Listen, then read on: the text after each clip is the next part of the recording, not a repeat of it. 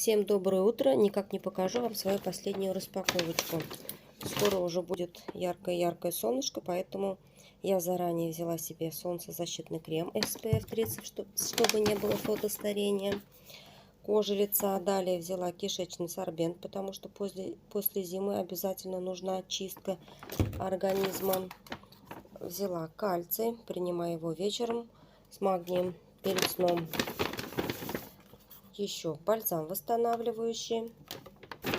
И у меня пошла аллергия холодовая, поэтому я взяла себе антигистаминное такое противовоспалительное средство Барага Амарат.